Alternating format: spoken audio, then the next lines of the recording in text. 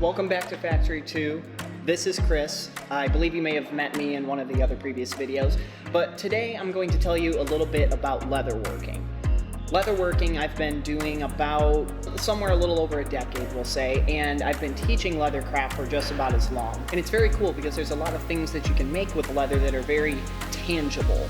You can make things like bags or purses, you can make wallets, belts, you can make key holders, you can make a mask like what I have here. Possibilities are pretty close to endless. It's just a little bit of a trick of understanding how a few basic tools work, how to work with some of the different types of leather and the different materials, and then working within those mediums to make something that you want to make. There's also always the option of making things just for the sake of making something cool, like for example these leather roses. Now, while it doesn't serve a functional purpose sitting here, it's kind of fun to look at, it's fun to make, and they can also make great gifts. Because unlike a regular real rose, this one will last significantly longer. Anyways, with all of these types of ideas in mind, let's talk a little bit about some of the basic tools and how you're going to use them in the space. So now we'll talk a little bit about some of the different basic tools that you're going to use here. Now, you don't need a ton of tools to really get started, but there are a few very specific basic ones that you're going to want to be using in order to be able to make the best out of your projects and to feel far less frustrated while working on them. So once you understand how a few of these basic tools work, you can pretty much make whatever you want. It's just understanding how to use them all in conjunction with one another and kind of understanding your order of operations to know what steps go before others. And a little bit of that just comes with practice. Past that, it's just one of those things that you'll kind of get to know on your own. So one of the first foremost things that you're going to need is something to cut your leather with. Now, I'll often just use like a box cutter, but there are also leather shears. These are some of the most basic ones. Many have a love-hate relationship with these. These are very inexpensive at somewhere around like $5, and they will cut through most stuff. They're not the best. They don't give you the cleanest cuts or the cleanest corners or curves, but they're functional for something that's pretty inexpensive. Your next step up are these guys here. They're significantly sharper. The handle's a little bit thinner, so it's a little bit harder to squeeze, but it means because it's a lot sharper, you don't have to squeeze quite as much. Pretty darn sharp. They cut most stuff and they work exceptionally well on garment type leather, which I'll go over a bit more in a bit. And then you have something like the Pro Shears here. What's nice about these particular ones is on the one side of the blade, which you may or may not be able to see here, there is a slight serration on this side. The benefit to that is the serration will catch on the bottom of the piece of leather as you're cutting and keep the leather from wanting to slide forward like it will on any pair of shears that just have a smooth bevel on them versus the serration. A lot will come down to personal preference. If you have a Tandy Leather near you, you can always stop in and ask to demo some of the tools and see how they work so you can really get a feel for what may be best for you. But I will say 9 times out of 10, I go back to a box cutter or some sort of a straight trim knife. I like the box cutters because they can more or less always be sharp because the blades are disposable and you can change them out as needed. Now, before I go too much further with the tools, I want to talk about the leather a little bit. So there's a ton of different types of leather, but the two main ones that you're going to be working with in most cases are what's called vegetable tanned leather. It's also often called oak tanned leather because in the United States they use oak extracts to tan the leather. And the reason they call that is because they're using different plant-based extracts to tan the leather. This is the only type of leather that you can dye and wet form, shape, carve. It's a lot more malleable than the other kind of main type of leather, which is what's called chrome tanned leather. Chrome tanned leather is what you'll often see things made out of like jackets or couches or other garment type things. Characteristically, it comes on a roll that is pre-dyed, pre-finished. So pretty much all you're doing is you're cutting it up, sewing it back together in different configurations, and that's kind of all you get to do. With your vegetable tanned leather, you can dye it and finish it whatever color you want. You can carve designs into it and shape it differently. You can still cut it up and rearrange it in different ways to sew it back together. You can put it together with different types of hardware as well. Things that you'll see that are made with vegetable tan leather are things like knife sheaths, holsters, saddles. In the case behind me, a lot of that armor was made with vegetable tanned leather. Some of the stuff that's more of the garment grade and the softer stuff that I mentioned earlier is made out of chrome tanned leather, but generally speaking, Vegetable tan leather isn't super comfy because it's very stiff comparatively to your chrome tanned leather. So often that will be more for things that are meant to be more rigid, or things that the chromium salts in the tanning process can react with different metals. So that's often why they won't use chrome tanned leathers for like knife sheaths or holsters, because it can actually affect the metal itself, or it can affect the bluing on what's in the holster. After talking a little bit about these, we'll come back to these pieces later. We have something to cut them with. So in this case, as you'll see here in the above shot, I'm just gonna take my box cutter and very carefully, I'm gonna cut right through. That makes a nice even cut, and you'll see kind of on this cross section, there's a bit of a thickness to this. Almost all leather will come in different thicknesses. Garment stuff tends to be on the thinner side regardless, but vegetable tanned leather can be as thin as a 2-3 ounce leather, and the ounces are roughly equivalent to a 64th of an inch. So a 2 to 3 ounce leather is going to be somewhere around a 32nd of an inch to 3/64ths of an inch thick, while as an 8-9 ounce leather is on average about an 1/8 of an inch to 9/64ths of an inch. With that, you have different options for different projects that you're going to be working on. One of the other main things is you're going to want a mallet, and I say a mallet because when you use something like a metal hammer, most of the tools that you're going to buy commercially are not designed to be struck by a metal hammer. So you want to stick with something like a plastic mallet or a rawhide mallet. Personally, I like the plastic ones because one, they're more inexpensive, and over time, if you don't remember to really take care of your rawhide mallets, they can degrade more quickly, they can chip off, and little bits can actually fall into your projects. That's just my personal preference and why I don't care for them as much. But that being said, we have this here. One of the other main things that you're going to want is a nice solid surface. Right here, this is not very solid. This is not a very good, hard-working surface when we're going to be smacking the leather and punching holes in it and doing things like that. So, ideally you want a piece of granite, marble, quartz, something like that that's a nice flat piece. I highly recommend getting at Tandy they call them a poundo board, but otherwise it's just a little rubber pad you put beneath it. That will help in, one, not damaging the surface of your table. Secondly, it's also going to help in not translating as much of the force into sound versus the force that you're putting into the leather. So it's going to mean you're getting more bang for your buck, and it's a lot quieter. And then last but not least, I do recommend getting a cutting board. I recommend a plastic kind of low density cutting board versus things like wood ones, or some will say to cut directly on granite or the wood stuff. I don't like that as much because it can break down the blades and break down the tools more quickly over time. But again, we have different preferences. I have my rubber pad underneath, I have my piece of granite, and then I have a cutting board. You don't have to get perfectly square ones. You can ask for sink cutouts often, and you can get those either inexpensively or free in many cases.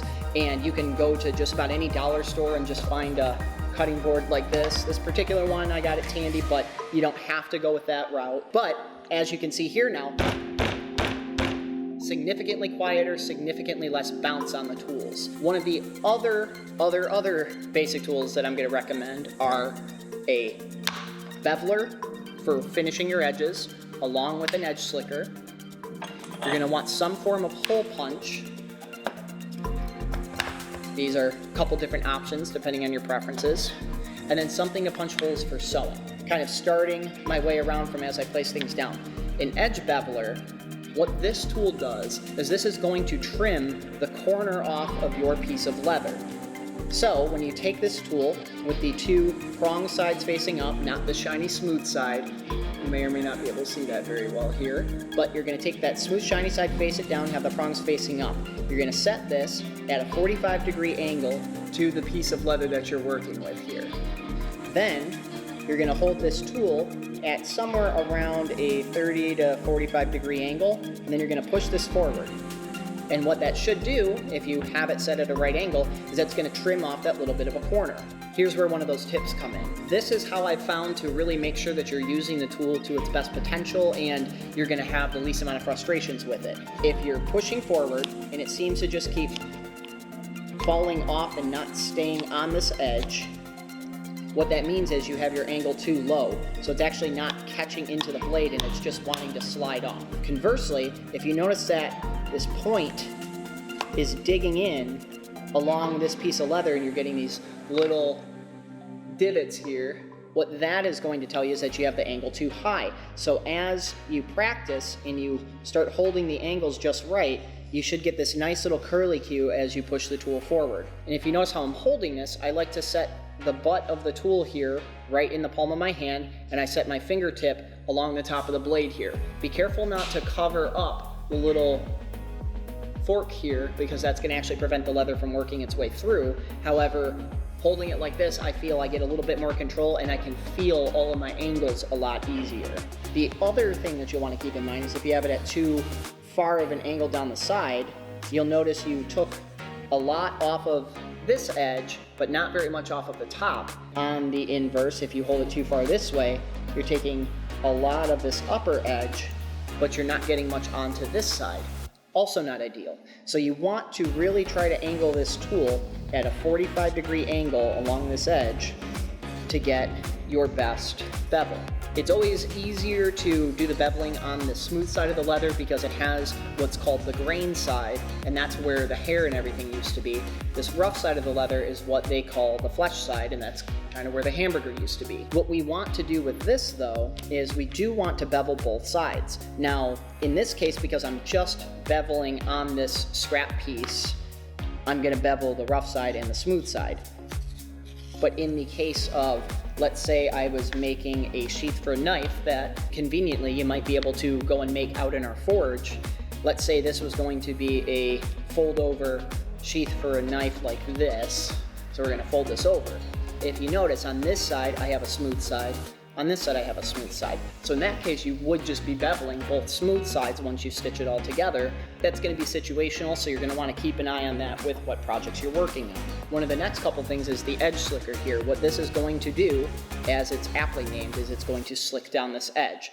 You'll begin to notice that most of these tools are not very imaginative in their names, but they are really good at telling you exactly what they do. So it's pretty easy with given the name of the tool to know what it's going to do for you. In order to slick this edge down, there's a few different ways you can go about it, but in this case I'm just going to be using some plain water. You don't need to have a special spray bottle. This is just what I happen to have on hand. I'm going to put a little bit in the palm of my hand so I don't make too much of a mess here. However, you can normally just spray the piece. And I'm going to get some water on this edge. So as you can see, it is darkened a little bit.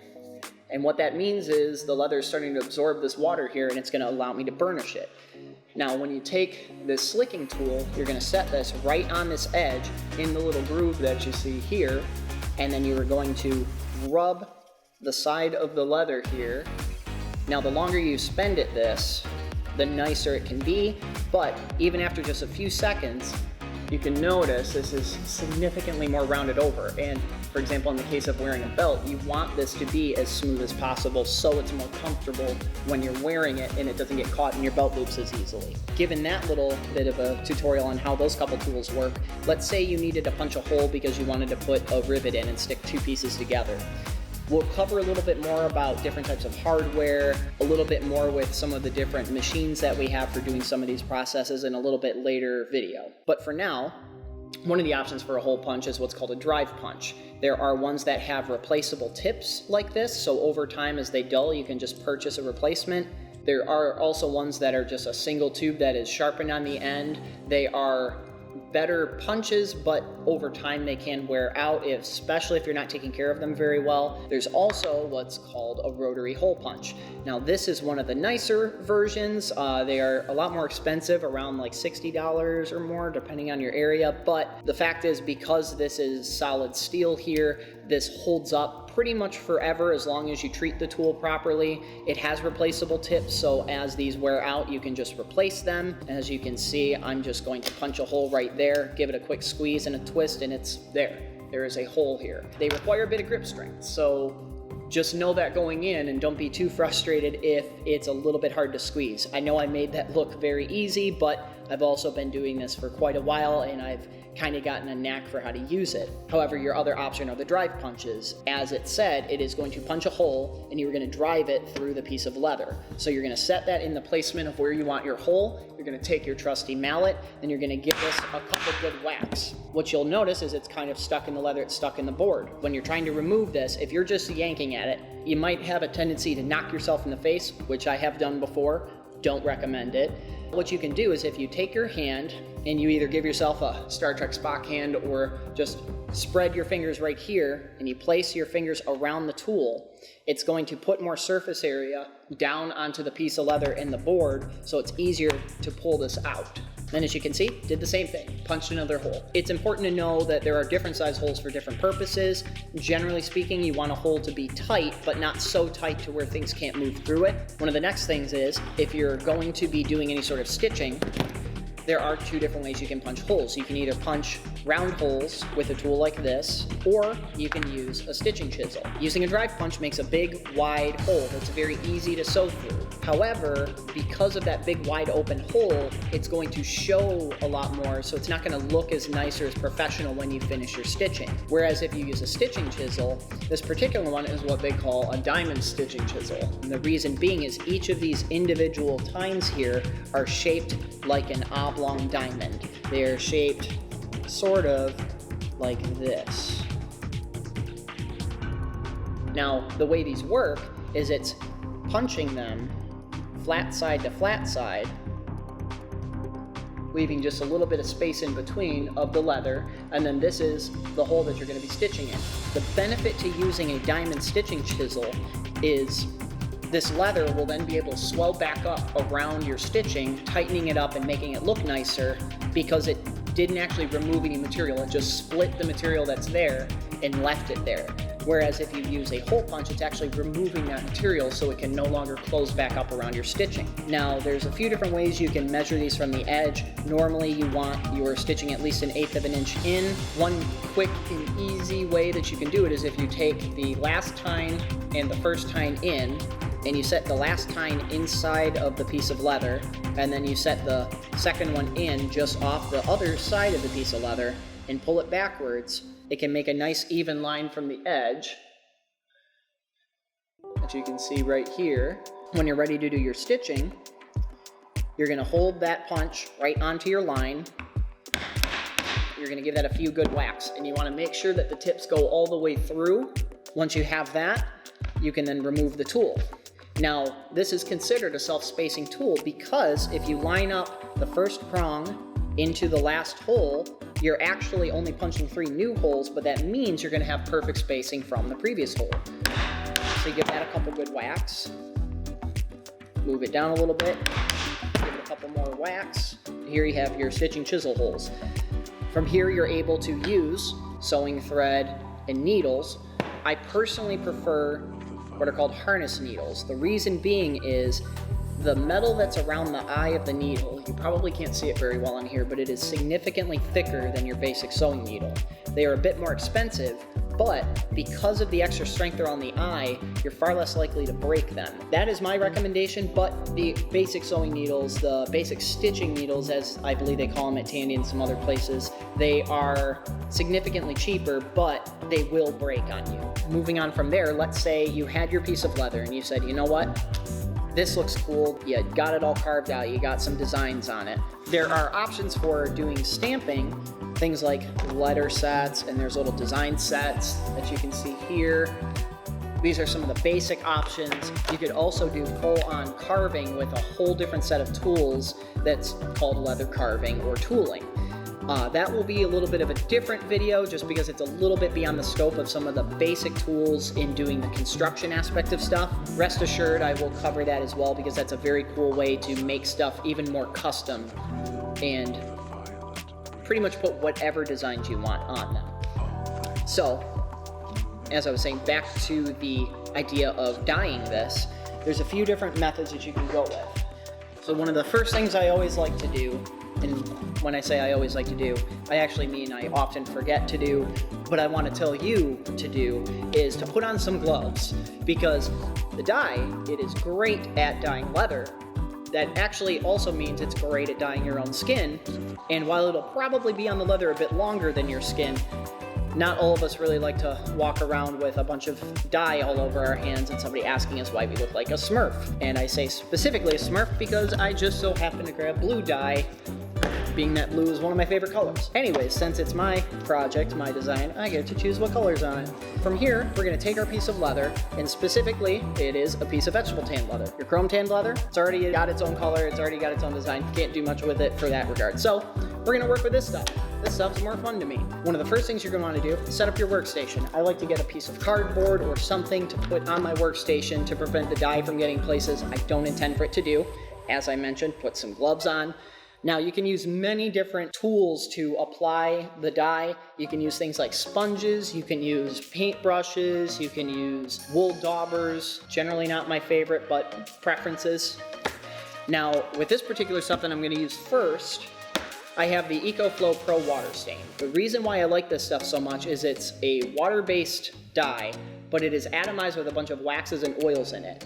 The benefit to that is it makes it a lot more water resistant and wear resistant than some of the other water stains in the past. It's a bit more environmentally friendly, and then that also means that even if you can't put a finish coat on it, it's a little bit more protected in and of itself. The other added benefit to it is because of the way that it works, this dye will only get so dark. You could put on 100 coats of this and it's only going to get so dark. That can be a benefit because that means you can put tons of coats on until you get it nice and even. If you work with other dyes that are, for example, the Phoebing's alcohol-based dyes, you could take yellow dye, and if you put enough coats of that yellow on, it will be a dark brown. There's kind of no cap as to how much pigment it's going to keep pushing out with that dye, so it's a little bit harder to get started with. I often like working with these just because they're so consistent for me. So what you're going to want to do is when you tip it over, you'll notice it comes out pretty quickly and easily, so be ready with something to catch that dye.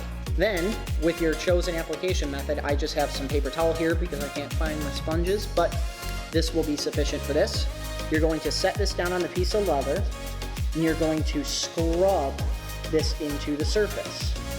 Now, what you really want to avoid doing is you don't want to dye the flesh side of the leather. So let's say you made a belt and you dyed the back. That is eventually going to bleed all over your clothing. No matter what you do, that is a very high likelihood. You do want to make sure you also get all of your edges so that they all look nice and consistent as well. There's lots of different options for sealing things. One of those is what's called a liquid finish. This is EcoFlow Satin Sheen. It's a water-based, acrylic-based finish coat. For this, you're going to take some of this finish and you're gonna apply it with something like a sponge or a piece of paper towel. And you're just going to apply this in nice circular motions. And it doesn't take a lot of this stuff. You just really want it to absorb a bit into the material and let it sit. There's another type of finish that you can use that is a spray finish. This particular one is saddle lac. There's also the Phoebing's leather sheen. And with this, it works similar to a can of spray paint where you're going to give it just a light little coating like this. You don't want it to drip, you don't want it to pool. You just spray it on and you let it sit. Now, stay tuned. We're gonna cover some more specific types of information like doing a saddle stitch or doing a baseball stitch or doing some leather carving or doing some dye effects. We'll cover a little bit wider range of more things later on, but just to start, I wanted to give you a quick understanding of some of the basic tools, why you would want them, and why you want to get started with this. I hope this has been fun. I hope you got to see some cool stuff, and this has inspired you to give leatherworking a try and to make some cool stuff. I hope I get to see you here in the space and I get to show you some more of the tools and all the stuff here. And please, if you have any questions, feel free, email us. We're happy to answer, and I am always happy to share what I know. So I will see you again soon in another video.